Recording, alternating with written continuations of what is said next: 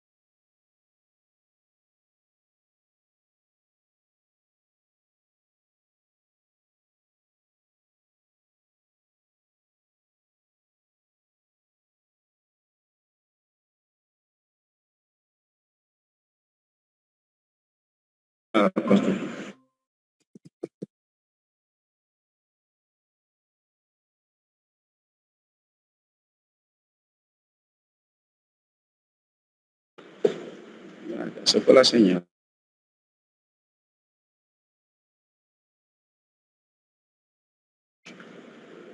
¿Fue a mí o fue a todo? ¿O cómo fue? ¿Se fue la señal? Joseph, usted fue que se me fue la señal otra vez aquí. Adelante, Joseph.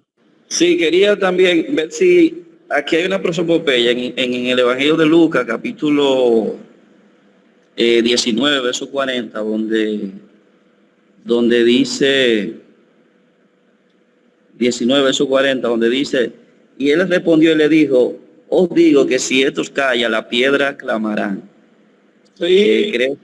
aunque hay una figura ahí, hay una figura, realmente no una prosopopeya, hay una figura bíblica porque está poniendo la piedra, no las piedras literales, sino que está utilizando el término ahí piedra para referirse a personas que no pertenecen al cuerpo de Cristo.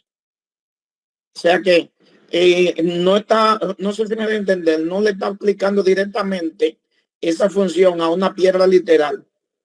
De hecho, hay una figura cuando dice la piedra clamaría, que eso ahí viene siendo una metáfora, porque está ligando directamente a la persona que no conocen a Dios como una piedra. ¿Se entiende? O sea, okay, que si fuera directamente, que se estuviera aplicando a la piedra directamente, a la piedra que es física, que es inanimada, sería la prosopopeya. Recuerde como la respuesta muy acertada que usted dio ahorita, que se refiere a atribuirle cualidades humanas a cosas inanimadas. Hay una figura, hay una prosopopeya hermosísima que me encanta mencionarla. Está en el Salmo 114, versos 5 y 6. ¿Me ve? Hay mucha figura aquí en este. El verso 5 dice, ¿qué tuviste, oh mal que huiste? Y tú, Jordán, que te volviste atrás. Sandra mencionó esa, no la escuché. Me dicen que Sandra citó ese salmo preciosísimo, Salmo 114. Yo tengo una en Jueces capítulo 9 de los árboles que llaman a las... Amén. Jueces capítulo 9. Esa es una que tiene decide para que veamos cuántas cosas lindas. Cuántas cosas lindas. Yo voy a citar de nuevo el Salmo 114 mientras decide buscar Jueces. ¿Qué tuviste, oh mal que huiste?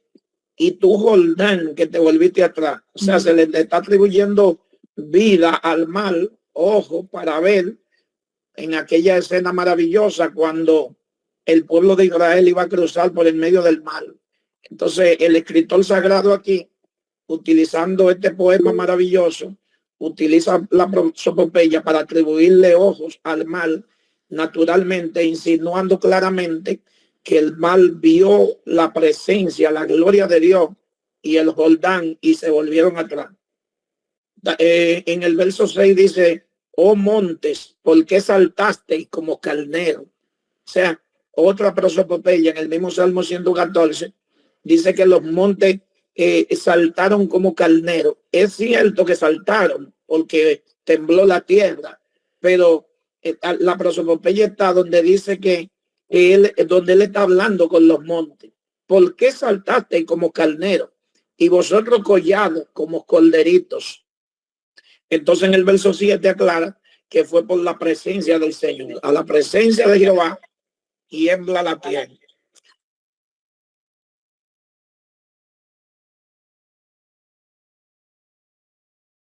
Pastor, tengo una pregunta.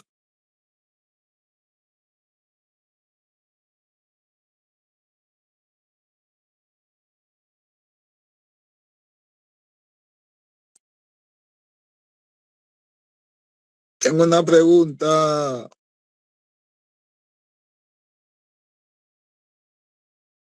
Al parecer, Jason, pastor, se le frizó el celular. Sí, creo que sí, amado, creo que sí. Gloria a Dios. Yo, bueno, la pregunta la voy a compartir en lo que el pastor viene. Es en el verso 3 y 4. Estoy aquí, Jason. Adelante, Jason. Sí, amado. La pregunta mía, el verso 3, en el mismo 104 del Salmo 114, perdón, atribuye una prosopopeya porque entiendo yo, dice que el mal lo vio y huyó. Sí. El Jordán se volvió atrás. Sí. Los montes saltaron como carneros, Sí. los collados como corderitos. Sí, ese salmo está lleno de prosopopeyas. Amén, amén. Era esa parte que quería tocar. Sí. ¿Quién más tiene la mano levantada? Quite, Jason, la mano levantada para identificar. Ok. Decide María. Sí, hay una prosopopeya en el libro de Jueces, capítulo 9, del versículo 8 en adelante. Voy a leer algunos brevemente. Dice, un día los árboles salieron a ungir a un rey para sí mismo y le dijeron al olivo, reina sobre nosotros. Pero el olivo le respondió, he de renunciar a darme aceite con el cual se honra a los dioses y a los hombres para ir a mecerme sobre los árboles. Después los árboles le dijeron a la higuera, reina sobre nosotros. Pero la higuera les respondió, he de renunciar a mi fruto tan bueno y dulce para ir a mecerme sobre los árboles. Luego los árboles le dijeron a la vid, reina sobre nosotros, pero la vid les respondió, he de renunciar a mi vino que alegra a los dioses y a los hombres para ir a mecerme sobre los árboles. Y por último, todos los árboles le dijeron al espino, reina sobre nosotros, pero el espino respondió a los árboles, si de veras quieren ungirme como su rey, vengan y refúgiense bajo mi sombra. Pero si no, que sabe a fuego del espino y que consuma los cedros del Líbano. Leí en Nueva Versión Internacional. Perfecto, perfecto. Vemos cuánta prosopopeya acá también personificando. Recordemos algo que ya aprendimos y es que en la prosopopeya hay una personificación de objetos y cosas inanimadas, incluyendo así la tierra, incluyendo las piedras, los árboles, como ya vimos, las estrellas, los cielos, etcétera, etcétera, etcétera. Es la personificación.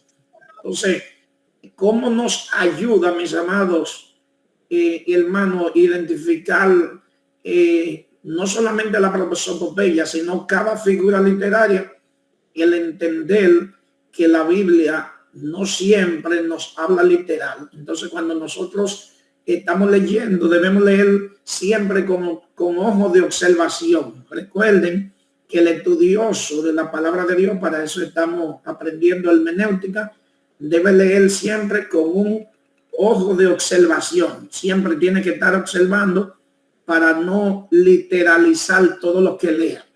Y al revés, tampoco llevar a figuralizar todo lo que lea. Hay personas que cometen el error de llevar todo lo que leen a figuras y otros cometen el error de todo lo que leen verlo de manera literal. tanto una cosa como la otra son incorrectas. Por eso hay que leer con el ojo de observación para darnos cuenta cuando algo es literal y cuando algo es figurado. Entonces, creo que no hay más mano levantada por ahora. Vamos, estando claro ya de lo que es la prosopopeya, vamos a pasar a la siguiente figura. ¿Cuál es la siguiente, Joseph? Antropomorfismo. Antropomorfismo. Kenia quiere hablar del antropomorfismo. Adelante, Kenia. Kenia Paredes. El antropomorfismo es un recurso literario y teológico que consiste en atribuir cualidades, acciones y partes del cuerpo humano a Dios, a diferencia de la prosopopeya, que se aplica a cosas inanimadas o conceptos. Aunque la misma Biblia nos enseña que Dios es espíritu. Tengo un ejemplo en Isaías 53:1, que habla del brazo de Dios y dice: ¿quién ha creado a nuestro Dios? ¿Quién ha creado a nuestro Dios? Anunció. Y sobre quién ha manifestado el brazo de Jehová. Este representa su poder y su fuerza para salvar. Y los ojos y los oídos, porque los ojos y los oídos del Señor están sobre los justos. No, este habla de los oídos y los ojos. Y está en Pedro 3:12. Y dice, porque los ojos y los oídos del Señor están sobre los justos, atentos a su oración. Este se refiere a la atención y el cuidado que tiene Dios hacia nosotros. Amén. Dios bendiga a Kenia. ¿Quién más me habla del antropomorfismo?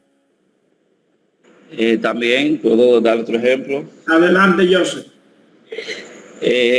Agregando un poquito más también a la definición, también dice que es una figura literaria que ayuda al lector moderno a identificar cuando los autores bíblicos le atribuyen a Dios cualidades o acciones humanas al hablar con, ya lo dijo. Entonces, vemos un ejemplo, usted me corrige si no es así, tanto en el Salmo 89, verso 13, que dice, tienes un brazo potente, fuerte es tu mano, sublime tu diestra. Creo que es una figura de antropomorfismo, ¿verdad, pastor? Bueno, señores, déjenme hacerle un comentario con relación no solamente a lo que dijo Joseph, sino también Kenia Paredes. La Biblia siempre nos habla de el brazo de Jehová, los ojos de Jehová, toda la parte que tiene el cuerpo humano se le atribuye a la figura de Dios. Eso puede ser una causa de mucha discusión. El Salmo 34:15. Sí, un momento, Gando, cierra el micrófono. Le damos la oportunidad ahora. Eso es discutible porque la Biblia, cuando Dios hizo al ser humano, dijo, hagamos al hombre a nuestra imagen y conforme a nuestra semejanza. Si bien es cierto que Dios es espíritu, y muchos, por ejemplo, dicen que cuando el hombre fue hecho a imagen de Dios, fueron sus condiciones intelectuales, sus condiciones morales, etcétera, pero la Biblia no nos da ese detalle. La Biblia dice que Dios dijo, hagamos al hombre a nuestra imagen y a nuestra semejanza. ¿Qué quiero decir con esto? Que desde mi punto de vista, Dios tiene brazos, Dios tiene boca, Dios tiene oído, Dios tiene ojo, Dios tiene todo. Aún Dios sea espíritu, todas las cualidades y todas las formas del ser humano son aplicables a Dios, porque fue que fuimos hechos a su imagen y a su semejanza.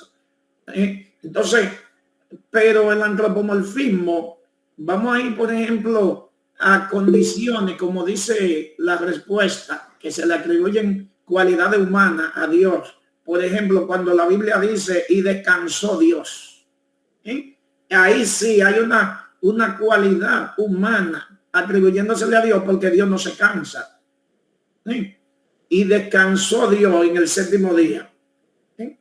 Ahí hay un antropomorfismo. Por ejemplo, Dios se inclinó a mí y oyó mi clamor.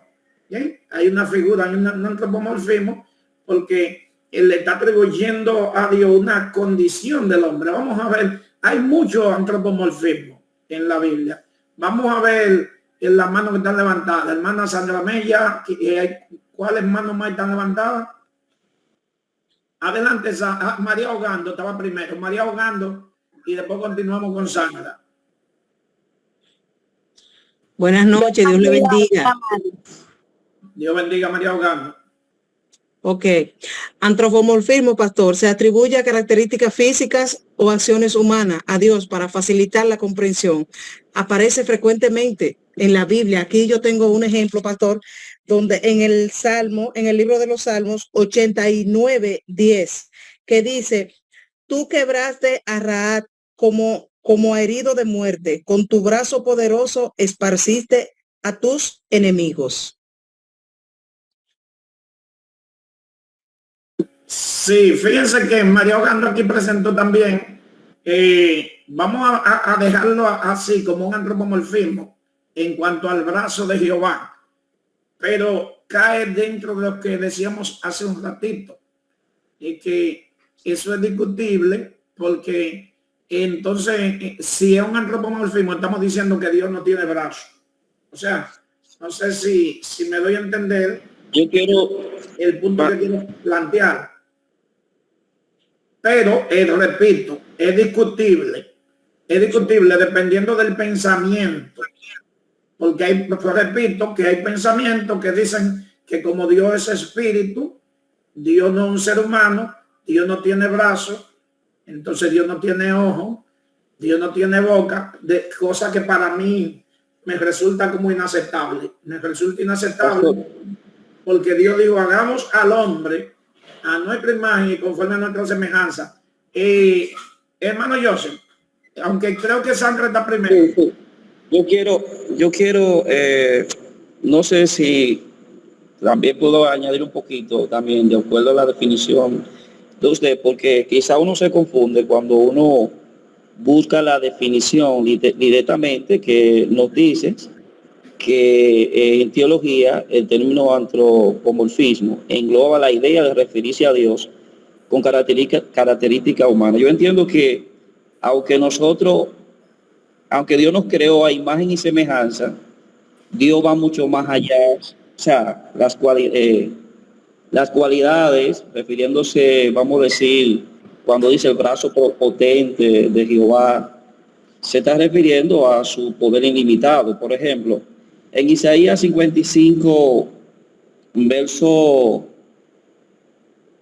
Isaías 55, verso 8, donde dice: porque mi pensamiento, o sea, Dios piensa igual que nosotros, o sea, Dios piensa, pero piensa más allá, no son como vuestro pensamiento ni vuestro camino, mi camino, dice Jehová, porque así como los cielos son más altos que la tierra, así son mi camino más alto que vuestro camino y mi pensamiento más que vuestro pensamiento. Yo entiendo que aunque nosotros o Dios, ¿verdad?, tiene la misma cualidad que nosotros, pero que la de Él no son limitadas, o sea, a diferencia de nosotros. Ahí es que yo entiendo que está la diferencia para uno no confundirse en la misma definición de antropomorfismo. Muy bien, la posición, muy bien. Son importantes estos debates. Yo siempre le he dicho que para eso estamos aquí, para debatir, para analizar. Hubo alguien que dijo que de las discusiones nace la luz. No sé si alguien señaló, por ejemplo, cuando Dios se arrepiente. Es importante que veamos siempre este antropomorfismo cuando Dios se arrepiente. Por ejemplo, se arrepintió Dios. Sí, pastor, yo tenía ese ejemplo ahí. Sí, qué bueno. Miren que la Biblia menciona cuántas veces que Dios se arrepintió, como 2 o 3 veces, ¿verdad? 2 veces Tres veces, creo. Cuando Noé se arrepintió Dios de haber hecho al hombre, Y creo que cuando desechó a Elí, no sé si hay otra parte también, si alguien la tiene por ahí, que Dios se arrepintió de lo que le había dicho, nunca yo te halaga, yo había prometido que te iba a bendecir y que tus hijos iban a continuar en el ministerio, pero nunca yo te halaga. Ahí hay un antropomorfismo. Fíjense que la Biblia dice también varias veces que Dios no es hombre para que se arrepienta. Dios no es hombre para que se arrepienta. Entonces, nosotros tenemos que conocer cuándo hay una figura literaria y qué nos quiere decir. Porque la Biblia, por ejemplo, cuando habla de arrepentimiento, naturalmente se arrepiente del mal, del pecado. Dios le está diciendo, por ejemplo, a Elí, tú cortaste la promesa, tú rompiste el pacto.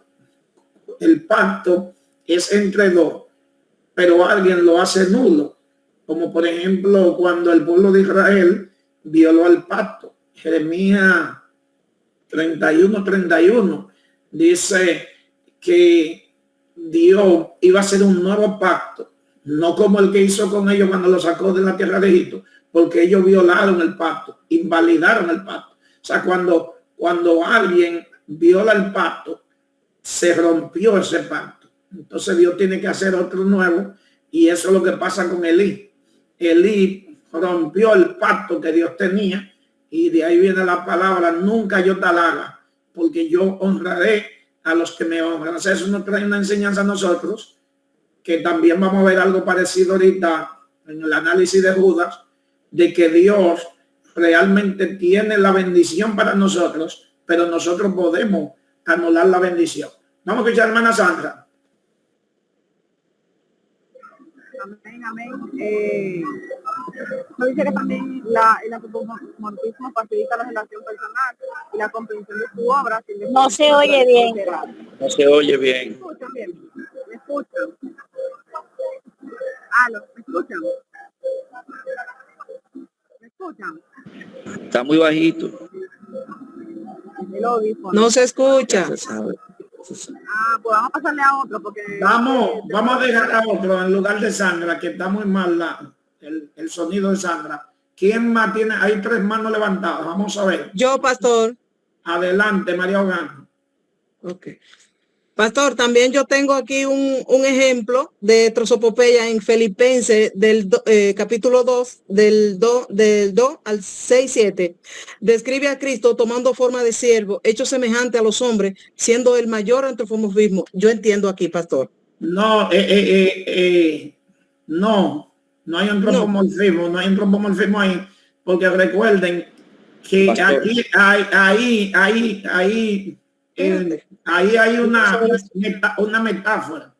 Recuerden que Cristo se volvió un cordero, eso es metáfora. O sea, no un cordero, hay un símil, porque ahí la palabra como cordero fue llevado al matadero. ¿Ven? Ahí no hay antropomorfismo. No, ahí hay un símil. Qué bueno, porque me tenía confundida. Se interviene la palabra como cordero fue llevado al matadero. Y obedeció delante de sus tranquiladores, no abrió su boca.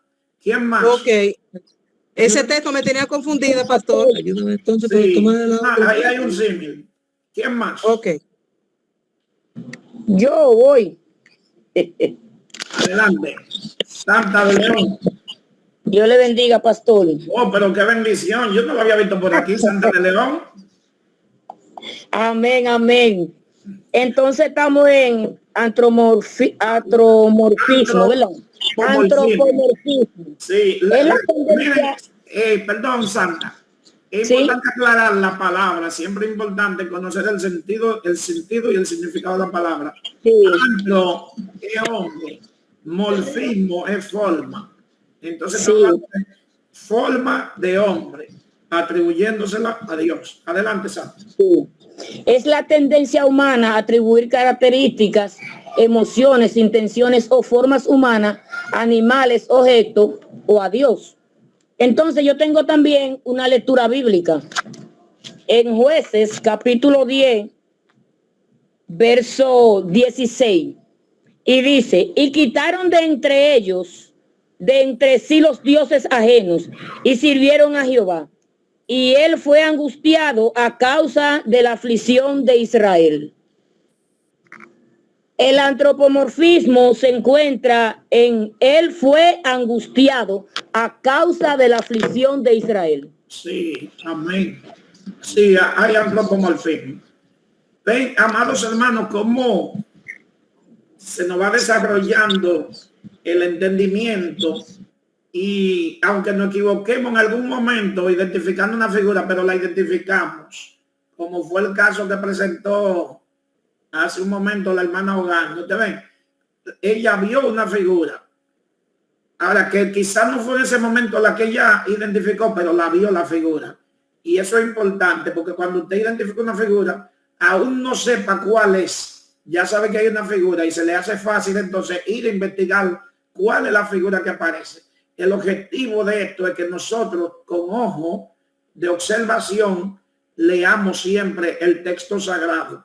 Repito, con el fin de que podamos identificar, para no literalizar todo, pero tampoco para dogmatizar todo o llevar todo a figura. Ni todo literal, ni todo figura, sino lo que dice el texto.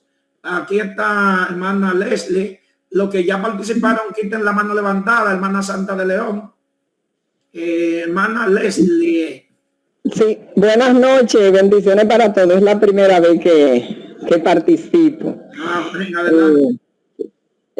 Mira, yo realmente, pastor, nunca he podido como asimilar ese asunto de que Dios, o sea, he escuchado a muchas personas que hablan de que Dios no tiene forma, que Dios no tiene brazos, no tiene pies. Entonces, yo no he podido asimilarlo. Yo tengo una mente crítica y me gusta, no me impongo, sino que soy abierta, ¿verdad?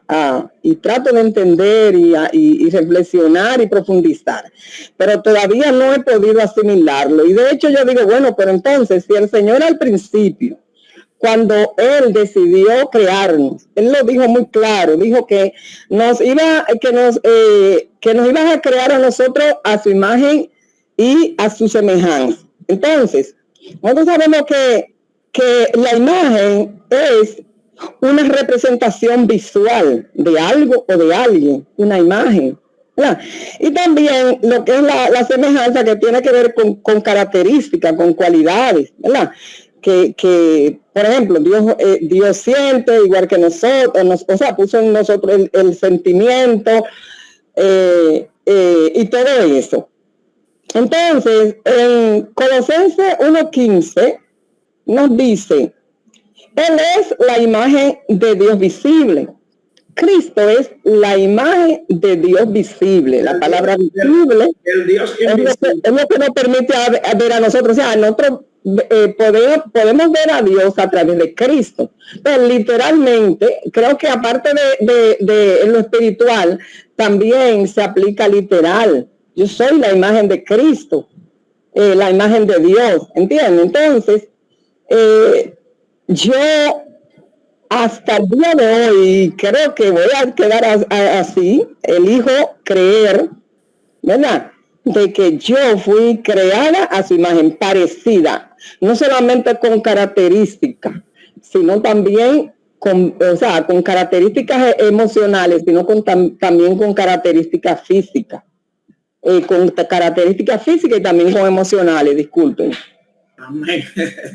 Estamos de acuerdo, Leslie. Yo estoy de acuerdo con usted, aunque no todos estemos de acuerdo. Yo estoy de acuerdo con usted y ese fue mi planteamiento y sigue siendo mi planteamiento, de que Dios dijo, hagamos al hombre conforme a nuestra imagen y conforme a nuestra semejanza. O sea, que el texto sagrado menciona dos cosas muy interesantes ahí. Conforme a nuestra imagen. Entonces, si yo tengo la imagen de Dios, Dios tiene mano. Esa es mi posición. Repito, no estoy diciendo, no estoy siendo concluyente. Cada cual puede pensar que Dios no tiene figura ni nada, pero yo me reservo el derecho de creer que si yo tengo mano, Dios tiene mano, que si yo tengo ojo, Dios tiene ojo, que si yo tengo boca, Dios tiene boca, porque fue que Dios dijo, hagamos al hombre a nuestra imagen y conforme a nuestra semejanza. Eso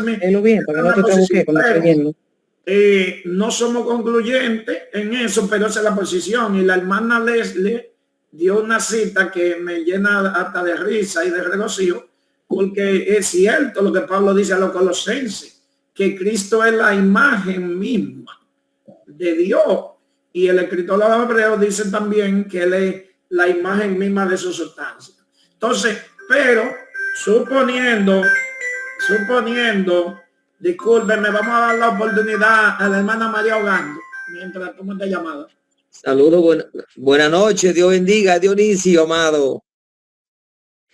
Amén. También aquí podemos encontrar otro ejemplo, mis amados, en el Salmo 34:15.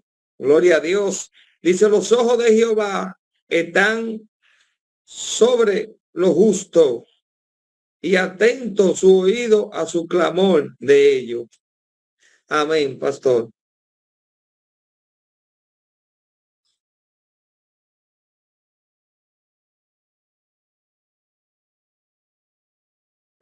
Disculpen a mis hermanos, no copié nada a mi hermano Dionisio. Está bien, profe, yo repito, no hay ningún problema, estamos en vivo, Dios bendiga. Sí. Bien, dice pastor, en otro ejemplo, en el Salmo 34:15, dice pues, los ojos de Jehová están sobre lo justo. Pienso que ahí está el primer ejemplo, y dice, y atento su oído al clamor de ellos. Gloria a Dios. Amén. Es un antropomorfismo sobre la posición de que Dios no tenga ojo. No sé si me doy a entender.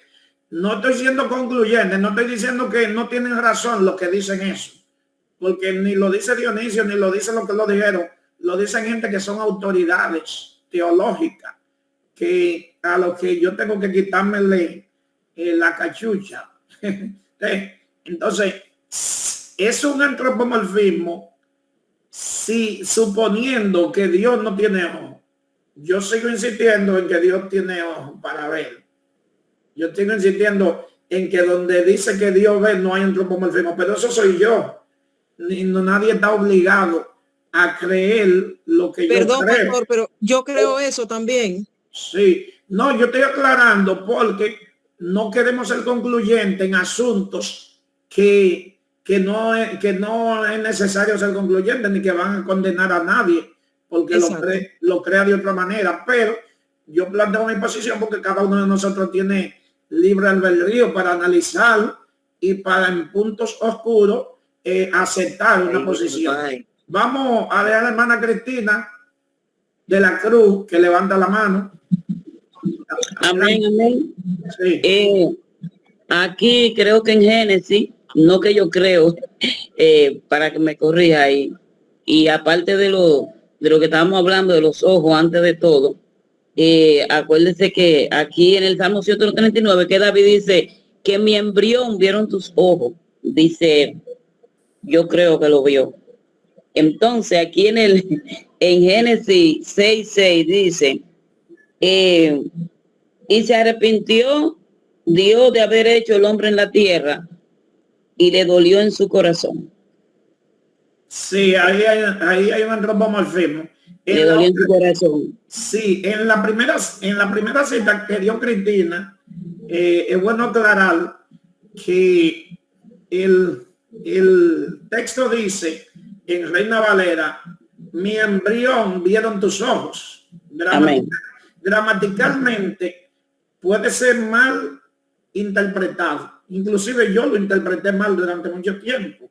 Ahí el texto lo que está diciendo es que los ojos de Dios vieron mi embrión.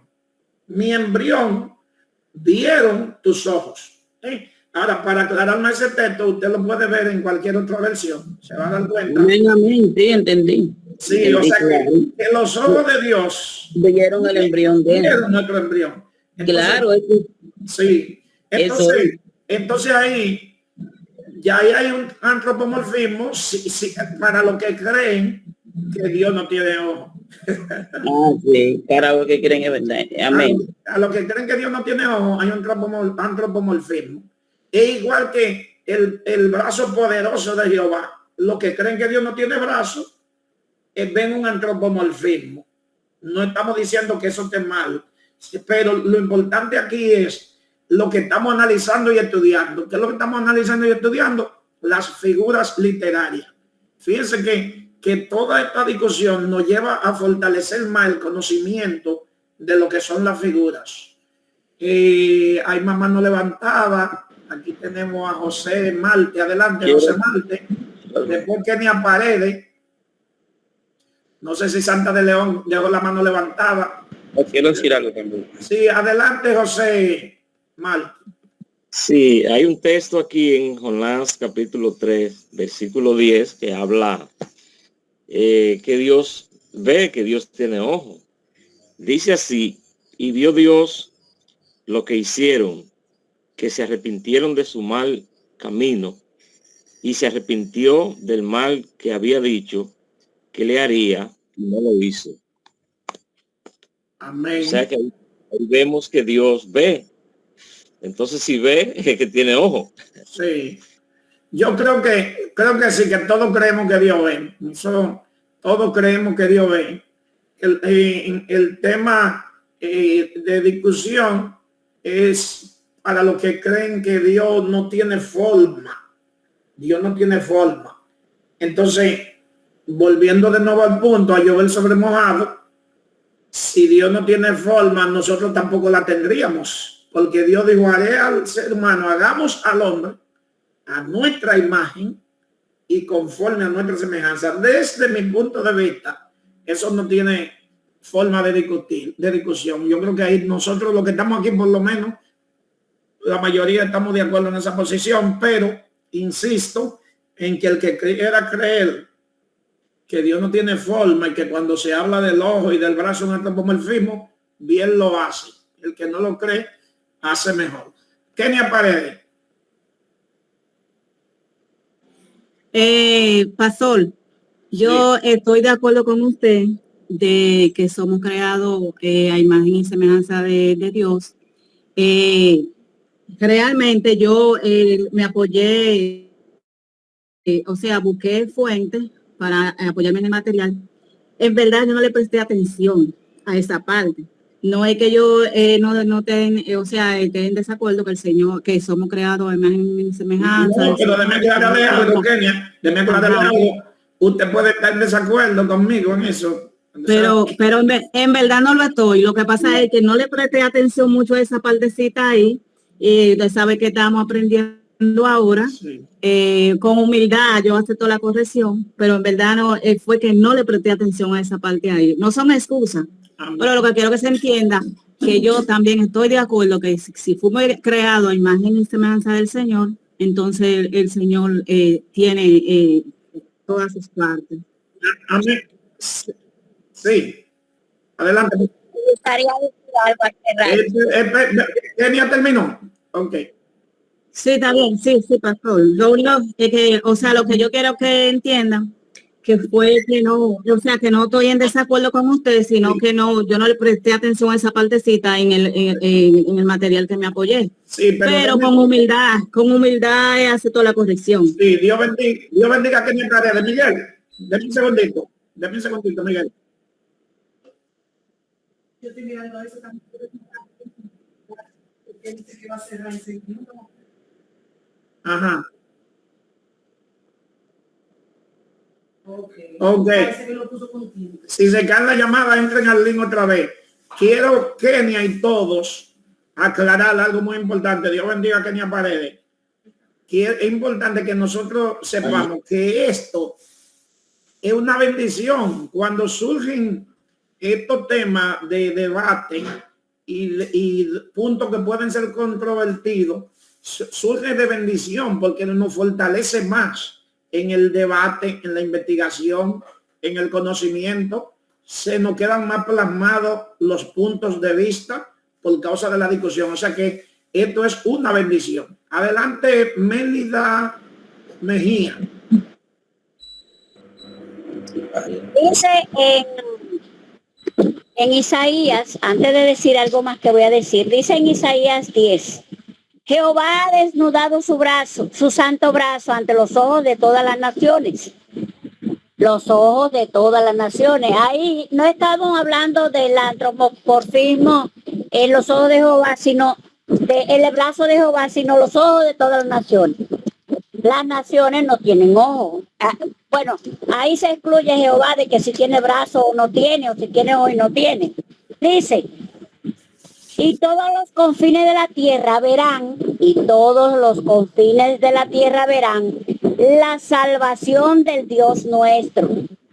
O sea, ahí se excluye a Dios de si es o no figura humana, que está en discusión, pero como yo creo que eso no es motivo de discusión, porque dijo, haré el hombre a mi imagen y semejanza. Y también dice en Génesis dice, y vio Dios que era bueno, o sea, Dios vio que lo que creó era bueno. Hay mucho antropomorfismo de en qué forma son los ojos, o qué forma son los brazos, o qué forma es el cuerpo, si lo tiene. Eso no está en discusión, porque él dijo, haré al hombre a mi imagen y a mi semejanza. Ahora, no se habló de si era tangible o intangible, no habló de eso, de nosotros, con respecto a él. Pero hay en ese versículo que leí de Isaías capítulo 52, versículo 10, está hablando de los ojos y los oídos de las naciones.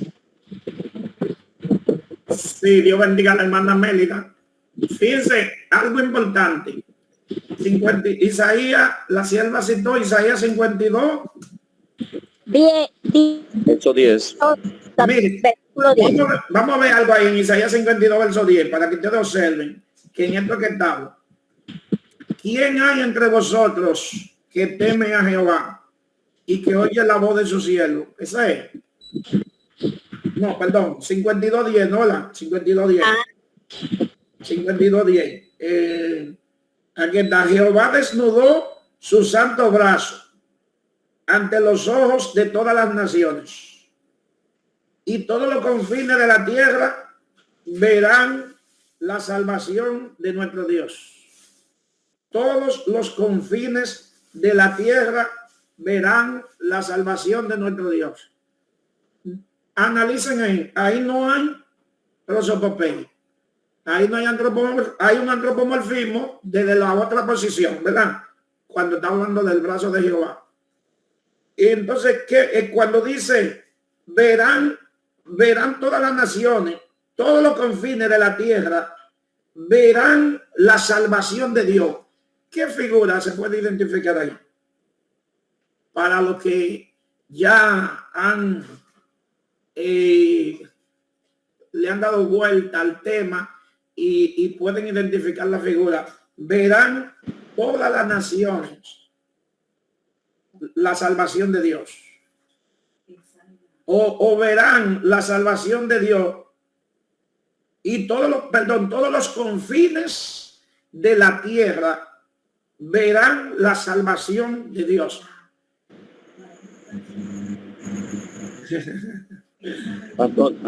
Adelante, MB, quien que no ha tomado parte, quiero gente que no ha tomado parte, a Mauri Ramírez, quiero gente que no han tomado parte. Adelante, a Mauri. Bueno, Dios bendiga a todos. Amén. Sí, si se cae la llamada, todo al mismo link otra vez. Veo un antropomorfismo en cuanto a que desnudó su brazo, porque aunque Jehová tiene brazo, no usa ropa. Entonces, en ese sentido, ahí sí veo el antropomorfismo. Es cierto. Creo que una sinédoque también hay. Es cierto. Hay una sinédoque. Eso yo sé, esa es la parte que una sinédoque, el todo por. Sí. ¿Cómo usted la identifica, la sinédoque? Vamos a ver. Bueno, donde dice, y todos los confines de la tierra verán la salvación de nuestro Dios. Ahí recuerde que refiriéndose al todo Miguel, entonces, déle inicio a grabar a la clase para... Dele a grabar a la clase. Ok. Hay guerra, pero hay bendición. Yo creo, Miguel y todos, que nos hemos vuelto expertos ya en figuras literarias de la... Sí. Y como yo decía hace un ratito, en ocasiones puede ser que nos equivoquemos interpretando una figura, pero lo importante es que le estamos interpretando, que sabemos que el asunto no es literal y se nos hace más fácil. Sí, muy interesante. Entonces, no sé, las manos que estaban levantadas, me gustaría ya para salir de este tema. Y, ok, hermano Joseph, adelante. Sí, que ahorita estábamos analizando el verso 10 del capítulo 52 de Isaías. Sí. Que usted preguntaba qué tipo de figura retórica había ahí. Yo le dije que había una sinédoque, que me parece ser también que había ahí. Exacto, entonces explique por qué hay una sinédoque. Hay que entender que la sinédoque es tomando la parte por el todo. Y en el verso 10, donde dice: Jehová desnudó su santo brazo ante los ojos de todas las naciones, y todos los confines de la tierra verán la salvación de nuestro Dios. Está tomando el todo por la parte. Por la parte, exacto. Sí, están poniendo que todos los confines de la tierra. Quiero que quede claro que ahí hay una sinedo, que no hay prosopopeya, porque está hablando literal de las naciones, de la gente. No está hablando de las ciudades como tierra, sino de las naciones como personas, pero está tomando el todo por la parte que son las que verán la salvación de Jehová. ¿Se entiende? Muy importante que se identificó la figura, pero no es una prosopopeya, porque no le está atribuyendo ojo a la tierra en sí, sino que son ojos literales de la gente que verán la salvación. Ahora, como dijo Joseph, ¿dónde está la figura? La figura está en que se incluyó al todo, todos los confines de la tierra, por una parte que son los que de cada una de esas tierras van a ver la salvación. O sea, de China un grupo, de Japón un grupo, de Europa un grupo. Entonces, por ese grupito lo toma a todo. Eso es una sinédoque. Quería también, pastor, decir algo. Ajá, adelante, Joseph. Sí, hay que entender en la otra figura que estábamos analizando de antropomorfismo, que la palabra también antropopatismo también se utiliza para describir también las emociones y sentimientos de Dios, porque ahorita se está hablando cuando Dios se arrepintió, por ejemplo, ahí eso también habla de cuando Dios se enoja, y ahí entra lo que es el antropopatismo, que tiene también, como se describe, como las emociones y sentimientos del Señor. Sí. Cosa que en la definición también, pero necesariamente no todos tenemos que compartirla. Yo mismo no la comparto, porque yo creo que Dios tiene emociones. Creo que sí, creo que Dios se enoja. Es tardo para la ira, pero se enoja. Dios se goza y son emociones reales y literales. Ahí no hay figura, porque es que Dios se enoja. Dios se regocija, Dios tiene todas esas emociones, por eso nosotros la tenemos, porque es que Dios dijo: hagamos al hombre conforme a nuestra imagen y conforme a nuestra semejanza. Yo creo que durante toda esta clase vamos a seguir citando esa expresión del Señor que dijo: hagamos. Lo digo en plural y nos da una enseñanza desde Génesis, ese plural, hagamos, que se utiliza mucho en Génesis. Descendamos, Dios hablando consigo mismo, y desde el libro de Génesis vemos al Espíritu de Dios moverse sobre la faz de las aguas vemos al verbo de Dios, que es Jesucristo, actuando, y vemos al Padre actuando. Entonces, hagamos a nuestra imagen, conforme a nuestra semejanza. Si nosotros tenemos emociones, Dios tiene emociones. Dios se goza, Dios se alegra, Dios se enoja, que es tardo para enojarse, pero se enoja. Tardo para la ira, pero se aira. Entonces, esas emociones están ahí, y por lo tanto, desde mi punto de vista, repito, que quede claro, son cosas que no podemos nosotros ser concluyentes, pero es una posición que es la que está dentro de mí, es la que yo creo y es la que yo acepto. Dios tiene todas sus emociones y por eso yo tengo emociones. Si Dios no tiene emociones, el ser humano tampoco va a tener emociones, porque fuimos hechos a imagen y semejanza de Dios. ¿Alguien más? Bueno, pues dicho esto, yo creo que hicimos una especialidad en figuras literarias. Le voy a dejar por el grupo las que quedan para la semana que viene. Figuras literarias. Vamos entonces, en los minutos que nos quedan, vamos a seguir con Judas. Vamos a seguir con Judas. Estábamos en el verso, creo que 8.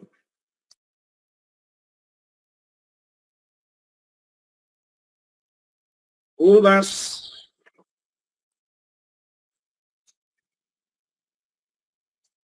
verso 8.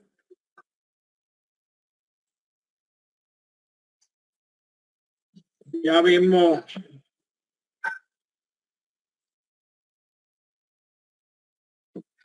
el verso 7.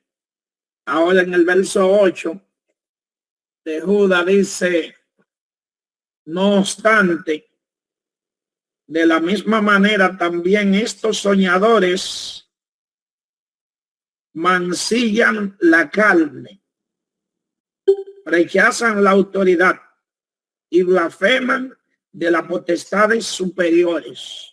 Repito, no obstante, de la misma manera estos soñadores mancillan la carne, rechazan la autoridad y blasfeman de las potestades superiores.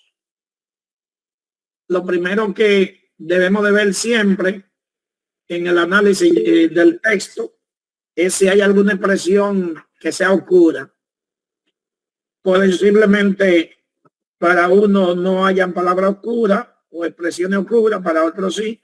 Por ejemplo, vamos a ver aquí la palabra mancillar.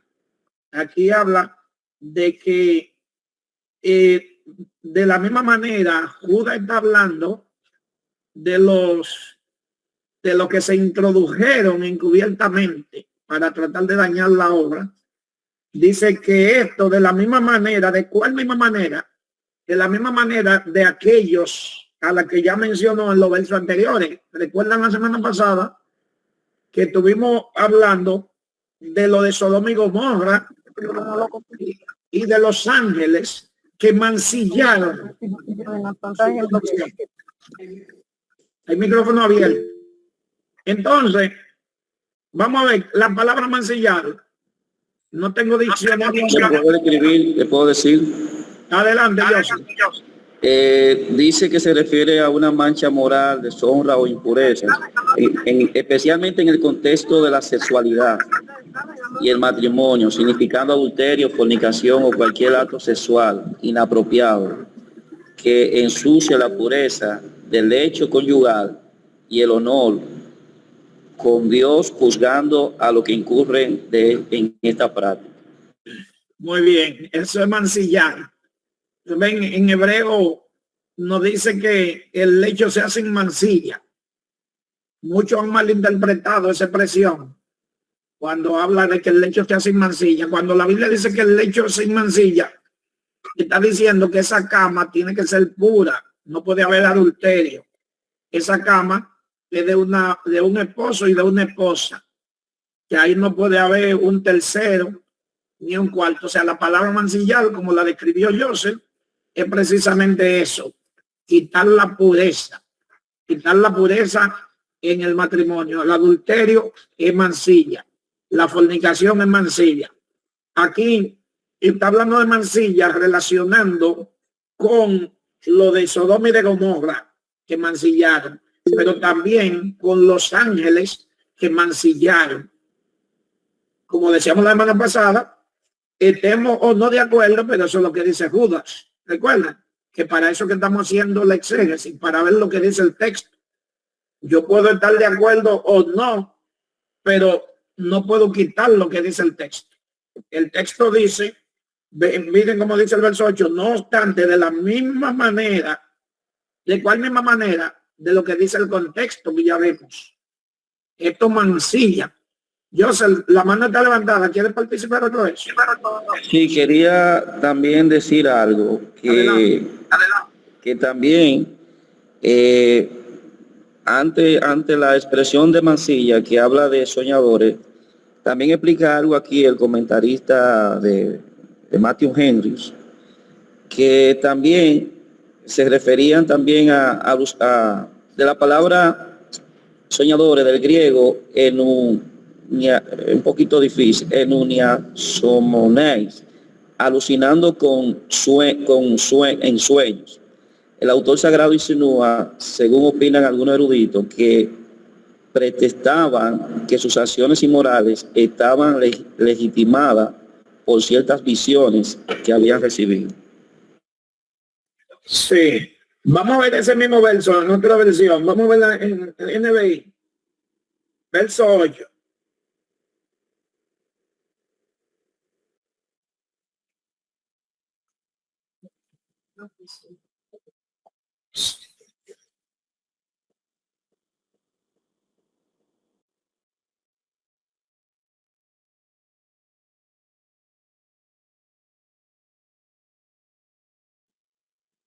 En la NBI lo traduce delirios.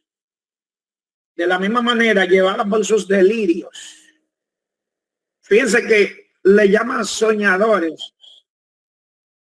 Son gente que están dejándose llevar por su delirio, por su razonamiento. Una le llama soñadores. ¿Sí? Pero estos soñadores mancillan la carne.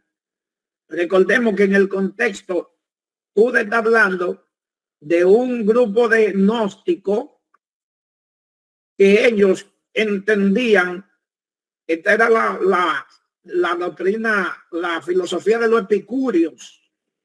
Ellos entendían que podían darle libertad a la carne para ellos hacer todo. Fíjense que había una contradicción, un enfrentamiento entre la doctrina de los epicúreos y la doctrina de los estoicos, la que Pablo encontró allá en Atenas. Los estoicos privaban su cuerpo, su naturaleza de todo y lo sometían a sacrificio, le negaban todo, mientras que al revés, los epicúreos, que eran los gnósticos a lo que Judas se está refiriendo aquí, mancillaban la carne, le daban la libertad total a la carne para hacer de todo. Por eso ustedes ven que Judas aquí lo compara con lo de Sodoma y Gomorra y lo compara con los ángeles. Eso es lo que dice el verso 8. No obstante, de la misma manera, también estos soñadores, esta gente en su delirio, mancillan la carne, mancillan la carne. Nos está hablando de gente que están dentro de la iglesia, pero que le dan libertad a la carne, le dan libertad a los pensamientos, le dan libertad a las pasiones y siguen llamándose siervo y sierva de Cristo. Gente que adulteran y siguen como si nada. No tienen un peso de conciencia, no sienten una carga, no sienten un dolor por el pecado, porque son soñadores, andan en su delirio, mancillan la carne. A eso es que está refiriéndose Judas en este versículo 8. Observen, señores, como él dice, de la misma manera, también estos soñadores mancillan la carne y rechazan la autoridad. Rechazan la autoridad. O sea, no estamos frente a cualquier cosa. No estamos frente a cualquier pecado. Estamos frente a gente que pecar para ellos es un deleite y enseñar que pecar no es nada y siguen normal. Entonces, fíjense que esta comparación es terrible porque lo está comparando con Sodoma y con Gomorra. A gente que están predicando el evangelio, que se han metido encubiertamente, como ya vimos en el contexto. Cristina de la Cruz. Amén. Aquí de la palabra mancillar, como usted decía, del lecho sin mancilla, esa también tiene un sinónimo que es ensuciar. La palabra mancillar es ensuciar. Cuando usted como casado tiene su esposo, ¿verdad? O su esposa, viceversa, y mete un tercero, usted está ensuciando ese lecho. Solo que en el diccionario secular salió ensuciar, la palabra mancillar. Amén. Es así, es así. Entonces, aquí le está llamando, óyeme, mancilladores a gente que se han metido encubiertamente. Sigamos el orden. No sé si ustedes han ido escribiendo el comentario, porque nosotros estamos haciendo un comentario al libro de Judas. Algunos como yo, Celerita, se auxiliaron de Matthew Henry, otros se están auxiliando. Es válido, es válido. Aunque lo más lógico siempre es auxiliarnos de un diccionario bíblico, del diccionario secular para analizar la palabra, pero también es válido usted en un análisis exegético auxiliarse de otro comentario para ver diferentes posiciones y no necesariamente para adoptar la posición de otro comentarista, sino para auxiliarse y para presentar posiblemente diferentes posiciones. Ahora, no hay diferentes posiciones en lo que es mancillar. Fíjense que como vimos en la introducción de la carta de Judas, Judas dice en la introducción, como ya vimos, que cuando él iba a escribir, su intención no era escribir esto. Su intención era hablar de la común salvación. Era como quien dice, vamos a gozarnos, vamos a deleitarnos, vamos a hablar cosas lindas de nosotros. Pero él dice, pero a causa de lo que está pasando, me veo en la necesidad de cambiar de tema. Eso es lo que Judas dice. Judas está diciendo en la introducción, voy a cambiar de tema. Mi deseo era hablar de otro tema, pero le voy a hablar de este tema porque a todos nos gustaría, como dice el apóstol Pablo a Timoteo, escuchar cosas bonitas. Se amontonarán maestros conforme a su propia concupiscencia, apartarán de la verdad el oído y se volverán a la fábula. A la gente le gustaría nada más estar hablando cosas lindas, cosas hermosas, pero Judas dice, no, yo voy a hablar de los problemas serios. Entonces, aquí él le está diciendo, para hablar de estos hombres que hablan en el versículo 8, ya puso como ejemplo a Sodoma y a Gomorra, ya puso como ejemplo a los ángeles que no guardaron su dignidad y dice cuál fue la consecuencia. Están guardados en prisiones de oscuridad para ser juzgados en el día del juicio. Igual que la gente de Sodoma y Gomorra que fueron destruidos. Entonces, para hablar de esto que menciona en el verso 8, ya él dio el ejemplo de cuál es el fin de los que se apartan de la posición en la que Dios lo colocó. Le llama soñadores, le llama irrespetuoso de las autoridades superiores. Observe que aquí dice, primero rechazan la autoridad y blasfeman de las potestades superiores. Vayamos a otra versión otra vez. NBI, verso 8. De la misma manera, llevada por su delirio, estas personas contaminan su cuerpo. Eso fortalece lo que decía Cristina, ¿no? La de ensuciar. Desprecian la autoridad y maldicen a los seres celestiales. Maldicen a los seres celestiales. Otra versión, vamos a ver qué dice Dios habla hoy. A pesar de ello también, estos hombres viviendo en sueños contaminan su cuerpo, rechazan la autoridad del Señor. Mire que como aquí hay un apéndice. Rechazan la autoridad del Señor e insultan a los poderes superiores. Hay dos clasificaciones. Ahí dice que rechazan la autoridad del Señor. ¿Cuál es la autoridad del Señor? La palabra es la autoridad del Señor. Pero dice también que insultan a los poderes superiores, maldicen a los poderes superiores.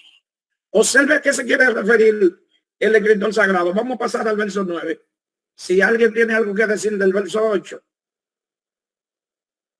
Oh, pastor, yo, Adelante. inicio. Sí, Adelante, pastor, me Dionisio. llama la atención la última parte de ese versículo, pastor.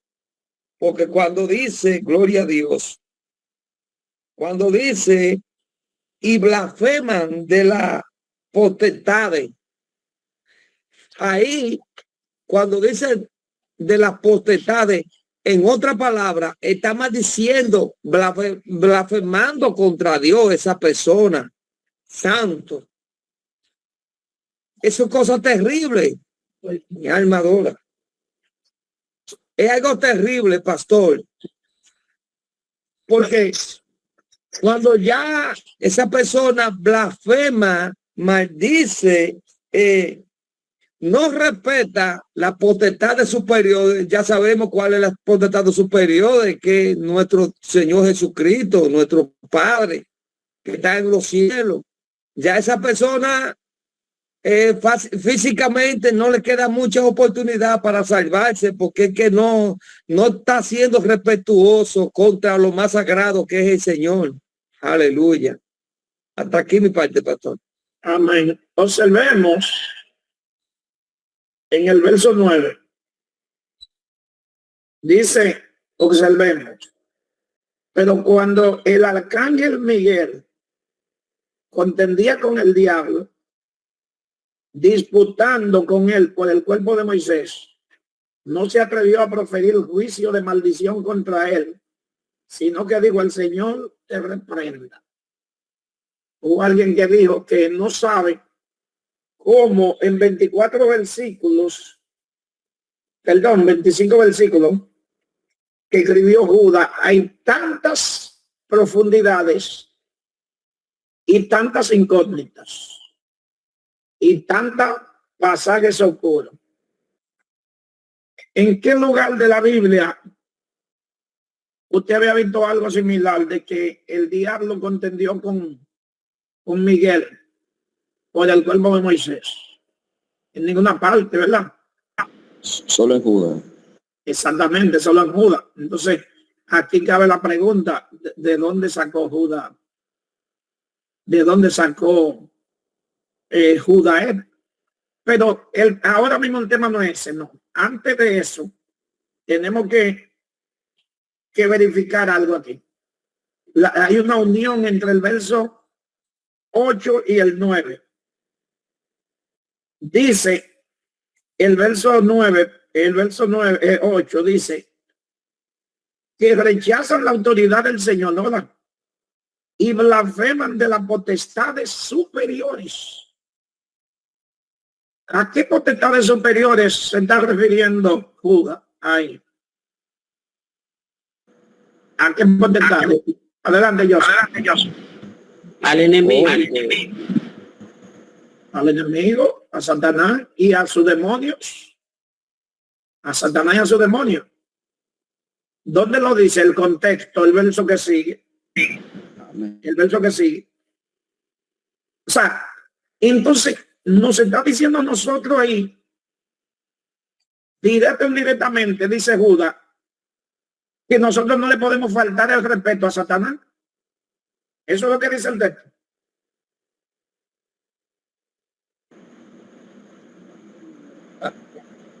Ok, estamos de acuerdo. Estamos de acuerdo que eso es lo que dice el texto, que no le podemos faltar el respeto a Satanás. ¿Y por qué se le falta tanto el respeto a Satanás y a los demonios? ¿Cuántos de ustedes han dicho el diablo es sucio? Sea sincero, ¿cuántos de ustedes han dicho el diablo es sucio? ¿Usted no cree que es una falta de respeto a Satanás?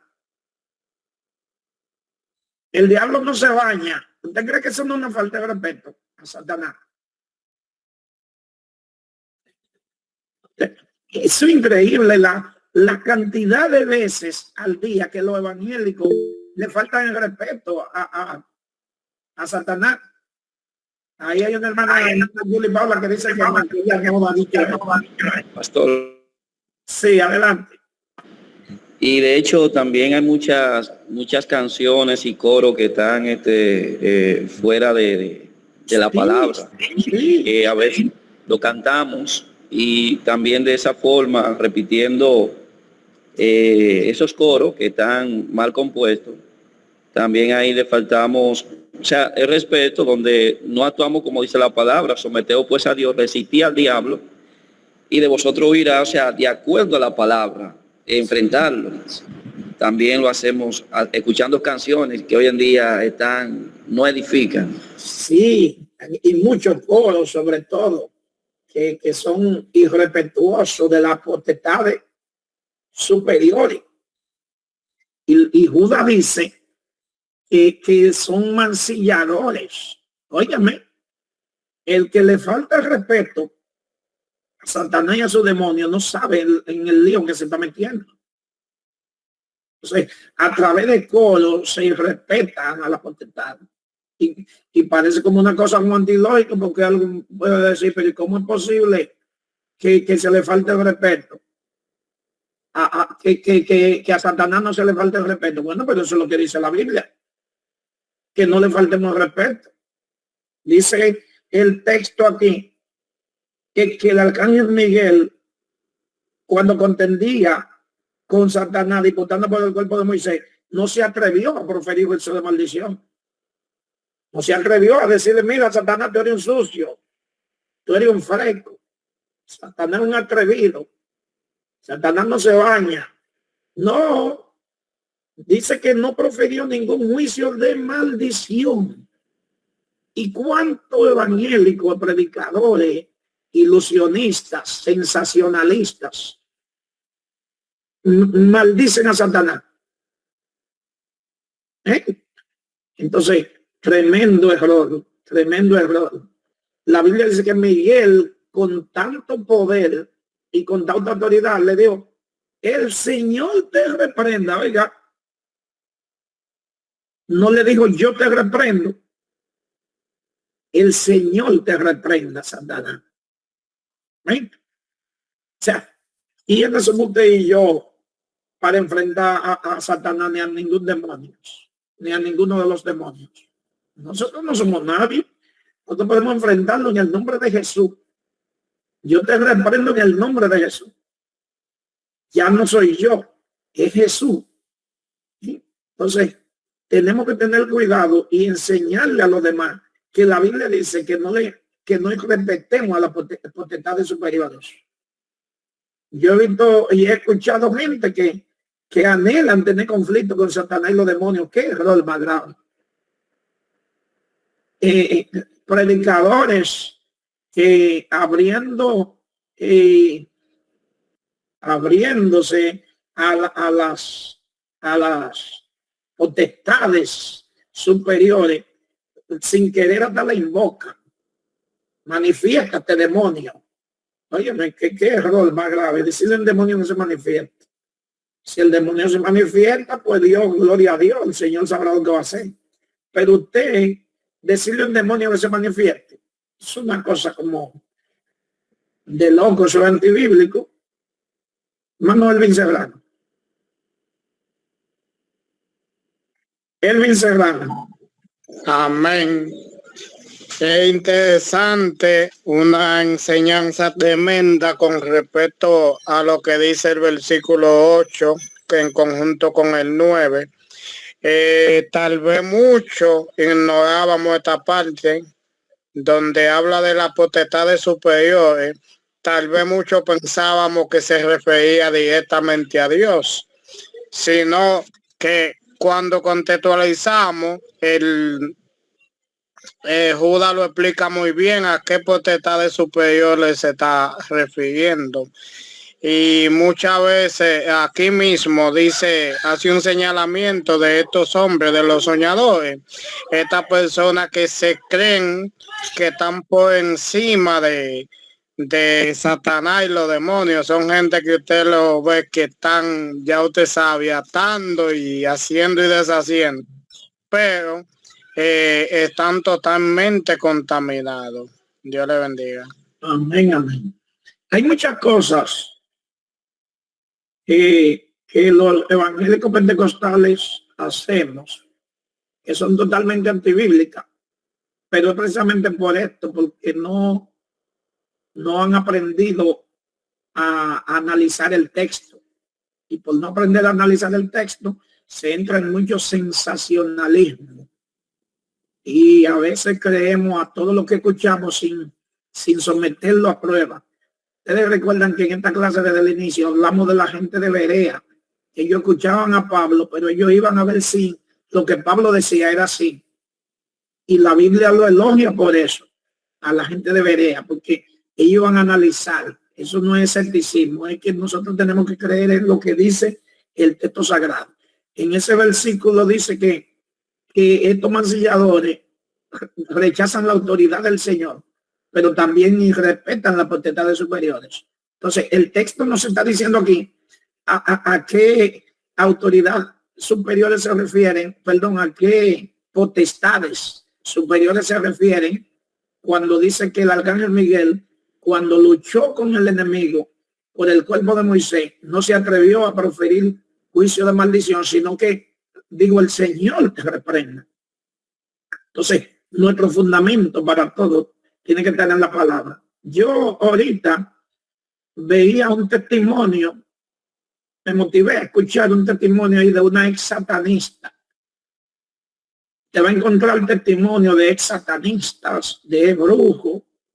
Entonces, la gente escucha y ya porque esa persona era satanista, porque estaba en un mundo espiritual y conociendo ciertas profundidades, ya lo oyen como si fueran palabras de Dios. Y no lo oyen con un espíritu crítico, confrontando con lo que la Biblia dice. Yo lo escucho y lo voy poniendo de acuerdo con lo que dice la Biblia. Mira, no, eso viola lo que dice la Biblia, esto viola lo que dice la Biblia. Entonces, esa persona estaba diciendo que hay 4 canciones, 4 tipos de canciones, que son las que desbaratan los planes de las tinieblas y lo que permiten que sean rotas las cadenas. Y yo me puse a escucharlo y todo parece bonito porque habla de las adoraciones que mencionan el nombre de Jesús, habla de las adoraciones que mencionan la sangre de Cristo, habla de las adoraciones que mencionan y cuando usted oye dice, pero mira, sí es verdad. Pero entonces cuando te está diciendo a ti que tú cantas una canción y porque esa canción menciona la sangre de Cristo, ya los demonios van a huir y ya tú estás dentro del plan de salvación y tú lo comparas con lo que la Biblia dice. Entonces tú dices, suena muy bonito, pero la Biblia no dice eso. Para yo estar bien con Dios, para yo asegurar mi salvación con Dios y vivir una vida plena con Dios, yo tengo que someterme a la palabra de Dios. No porque yo cante una adoración que mencione la sangre, no porque yo mencione el nombre de Cristo, no porque yo mencione el poder de Jesucristo. Todo eso suena bonito, pero lo que garantiza mi salvación, como dice la Biblia, es que yo haga la voluntad de mi Padre que está en los cielos. Muchos van a cantar adoraciones bonitas, hermosas, preciosas, con la sangre, con el poder, con todo, y son muy bonitas y son ciertas, pero eso no garantiza la salvación. Entonces, si usted oye algo y usted no lo enfrenta con la palabra de Dios, se convierte en un inocente, en un niño inocente. Entonces, para eso es el análisis del texto sagrado. Vamos a escuchar al evangelista Joe Calderón. Adelante, mi hermano. Amén. Dios le bendiga a todos. Hermano Pastor Joe Calderón, Amén. Aleluya. Saben, esa enseñanza me fortalece más, porque en una ocasión cuando yo era nuevo creyente, leí el libro de Judas. Y